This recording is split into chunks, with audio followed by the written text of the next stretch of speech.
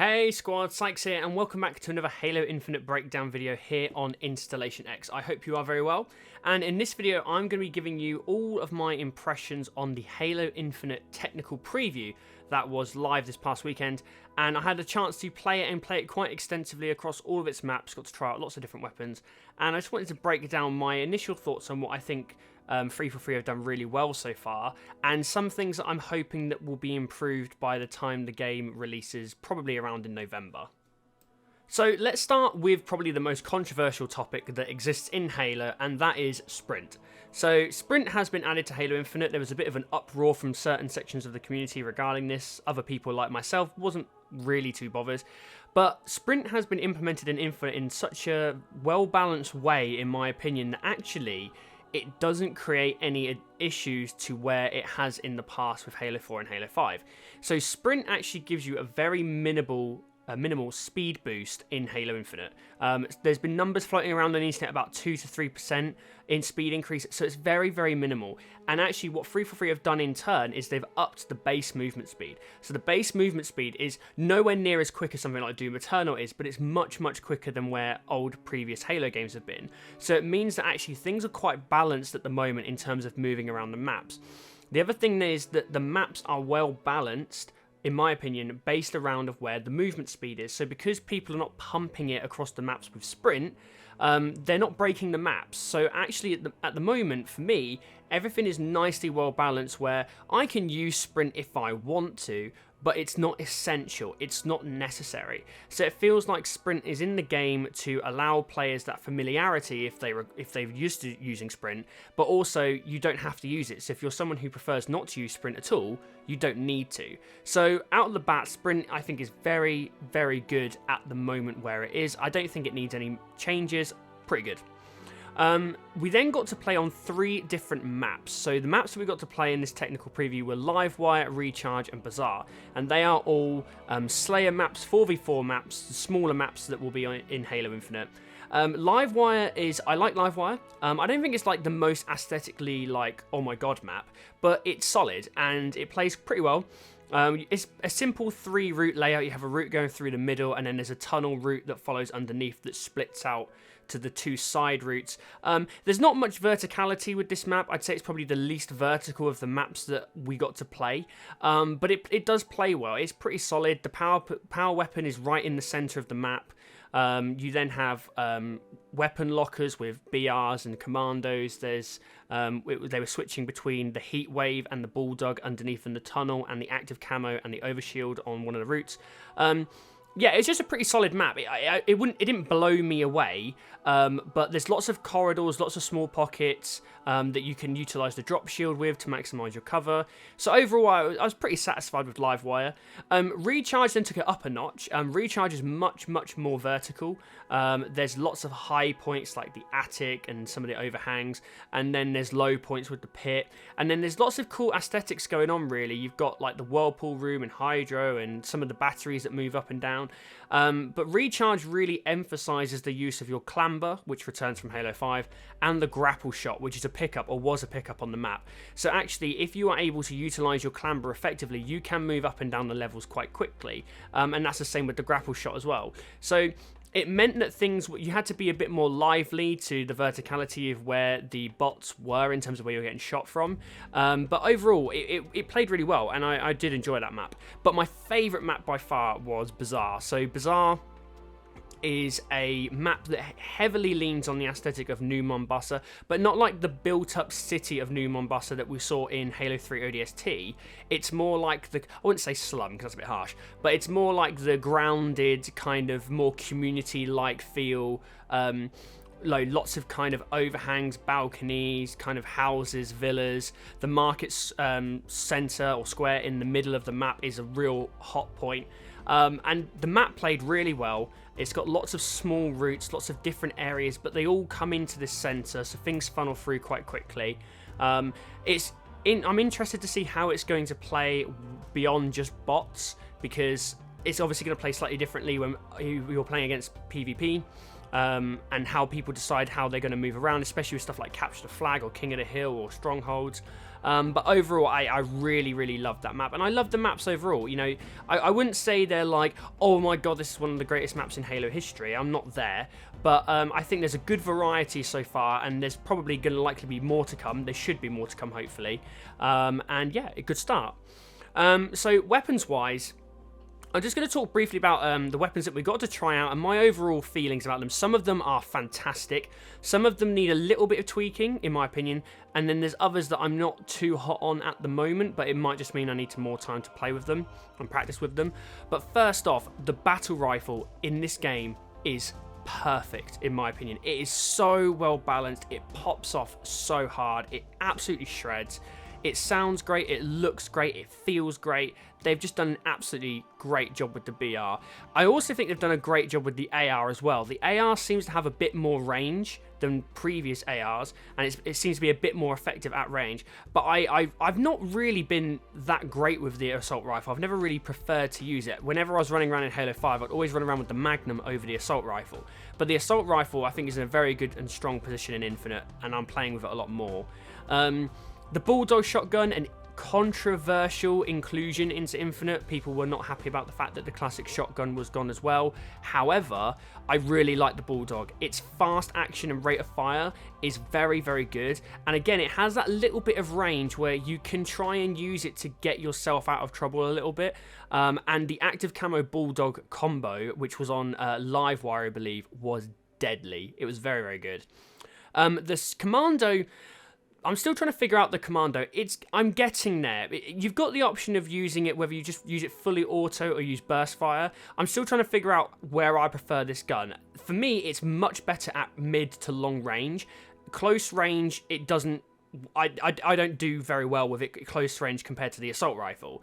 But I do like its inclusion. It does fit in quite well. I think a lot of people worry about, hang on, this does not look like a Halo weapon at all. This just looks like a standard Call of Duty or Battlefield weapon. But it does fit for me relatively well. Not super well, but relatively well. But I think this is just a gun that I'm going to have to spend a bit more time with.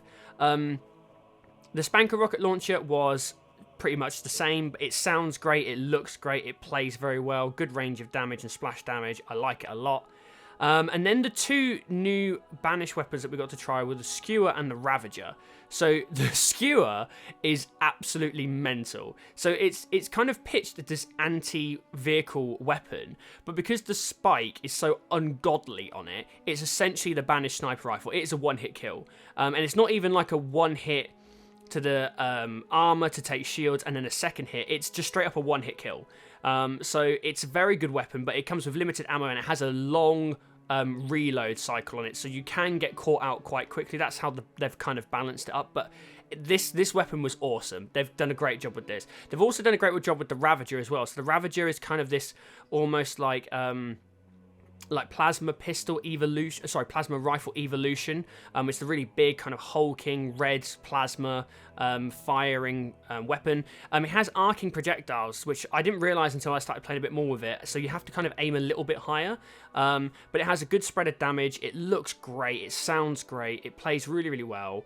Then we go into some of the more Covenant weapons, I guess. The Needler, I like the Needler. I like the way it looks, I like the way it plays, but it doesn't sound great. And I think there needs to be a bit more oomph behind the Needler, because I'm not, sold on it yet.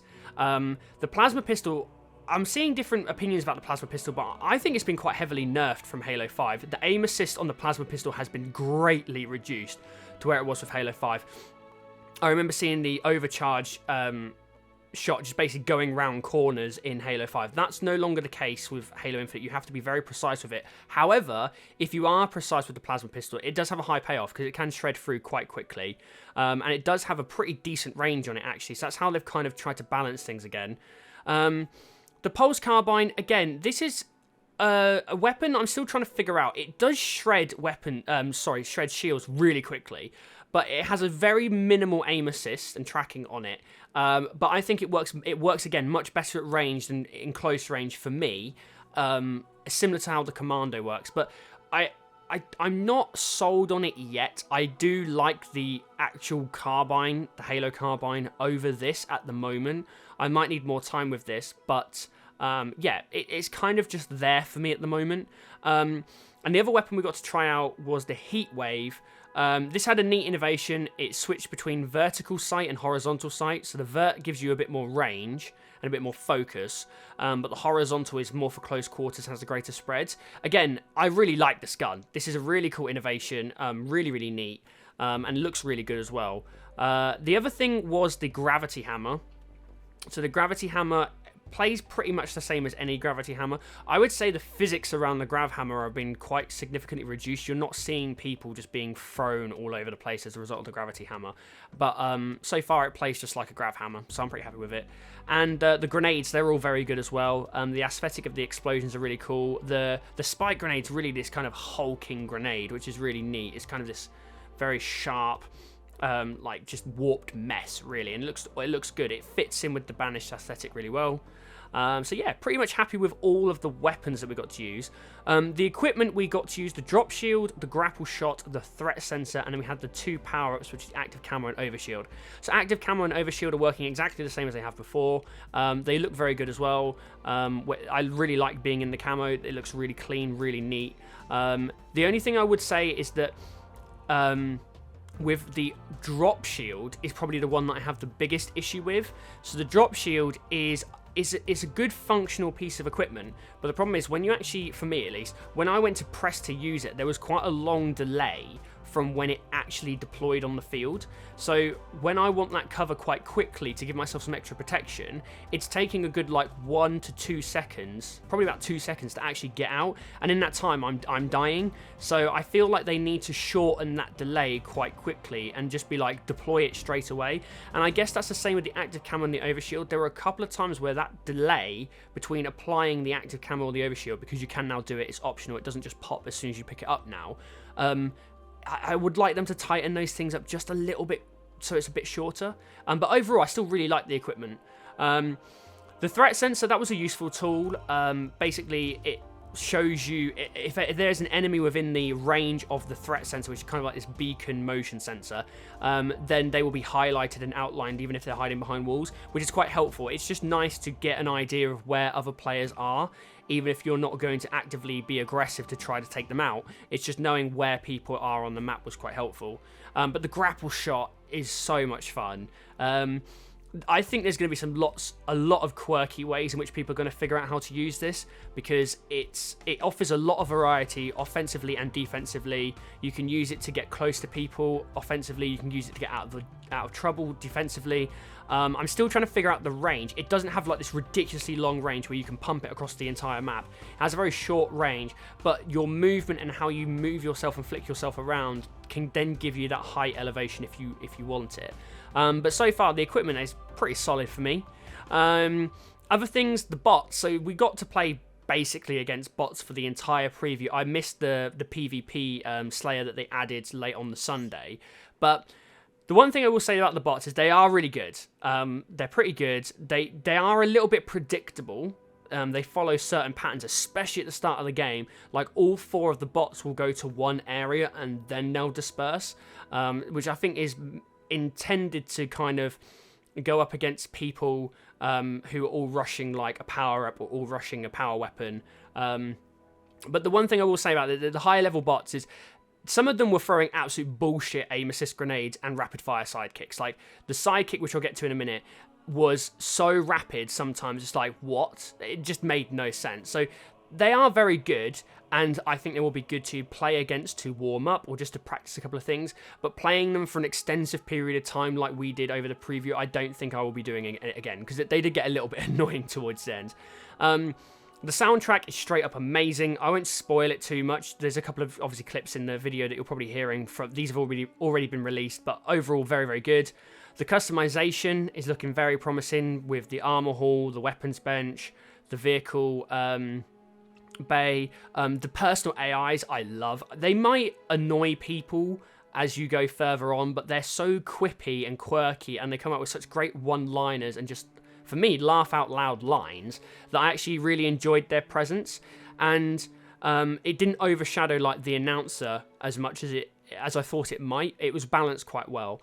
And just generally the academy with the weapon drills as well, it's all pretty good. It's like what they've done with some of these new things is they've added them in, and it feels like they've never not been there. They've just kind of fitted in effortlessly, and it makes so much sense. It doesn't feel kind of like they're just copying from another game. They've woven it in very, very well, and I just really enjoy the whole package around the academy at the moment, especially weapon drills, because it'll give me a bit more time to kind of fine-tune my skills with a couple of the guns that I need a bit more practice with, without the pressure of being in an actual match. Now, there were a couple of things that I didn't like as much. There weren't many. Overall, it was very positive, but the two things that really stood out for me were the sidekick and the medals. So the sidekick are probably more important, is that I understand what they're trying to do with the sidekick. They're basically trying to give you a rapid-fire, close-quarters sidearm, and they're not trying to give you a mid to longer range pistol like a Magnum that was similar to what was in Halo 5, and they're trying to encourage you to go and scavenge the map to try and find those mid to long range weapons like the skewer, the sniper, what was the other ones? The battle rifle, the commando, the Ravager, the pulse carbine. They're encouraging you to go and get those weapons because there's plenty of them on the map.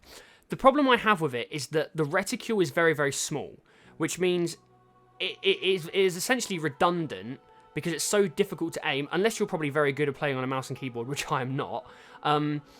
I just don't, it just doesn't fit for me right now in terms of, is the sidekick good enough to justify its inclusion over the Magnum? For me, right now, no, it doesn't.